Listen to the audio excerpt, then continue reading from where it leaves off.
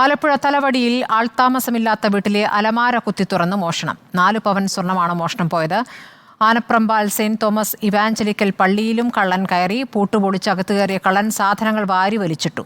കരുവാറ്റയിലും വിവിധയിടത്ത് കള്ളൻ കയറിയിട്ടുണ്ട്. ശ്രീജിത്ത് വിവരങ്ങളുമായി. ശ്രീജിത്ത്, ഇപ്പോൾ വിവിധയിടങ്ങളിൽ മോഷണം നടന്നു എന്നാണ് മനസ്സിലാക്കാനാകുന്നത്. എന്താണ് ഇപ്പോൾ പോലീസ് പറയുന്നത്?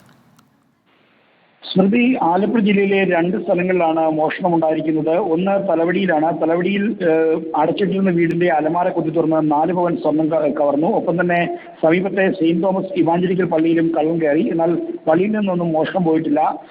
ഈ വീട്ടുകാർ വെള്ളപ്പൊക്കം സമയത്ത് മാറി താമസിക്കുകയാണ്. ആ വീട്ടിലാണ് ഈ കള്ളൻ കയറിയത്.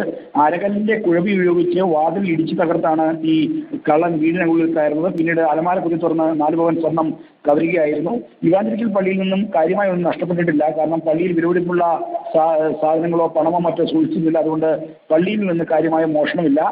ഈ ഡോഗ് സ്ക്വാഡും പോലീസും പരിശോധിച്ചു. പോലീസിനായ പള്ളിക്ക് മുൻപിലെ ആലപ്പുഴ തിരുവല്ല സംസ്ഥാന പാതയിൽ 500 മീറ്റർ ഓടിയ ശേഷം ഈ ഒരിടത്തിൽ ചെന്ന് നിർത്തിയാണ് ഉണ്ടായത്. കരുവാറ്റയിലും വ്യാപകമായ മോഷണമാണ് നടന്നത്. കരുവാറ്റയിലെ 8 കടകളിലും ഒരു ക്ഷേത്രത്തിലുമാണ് കള്ളൻ കയറിയിരിക്കുന്നത്. 8 കടകളിലായി ഏതാണ്ട് 50,000 രൂപയോളം മോഷണം പോയി എന്നാണ് ഇപ്പോൾ ലഭിക്കുന്ന പ്രാഥമിക വിവരം. ഒപ്പം തന്നെ കരുവാറ്റ മൂഴാങ്കൽ ക്ഷേത്രത്തിലെ കാണിക്കവഞ്ചിയും കുത്തി തുറന്നു. ഇവിടെ നിന്ന് ഏതാണ്ട് 8,000 രൂപ നഷ്ടപ്പെട്ടിട്ടുണ്ടെന്നാണ് ക്ഷേത്ര ഭാരവാഹികൾ പോലീസിനെ അറിയിച്ചിരിക്കുന്നത്. ശരി, ശ്രീജിത്താണ് വിവരങ്ങൾ നൽകിയത്.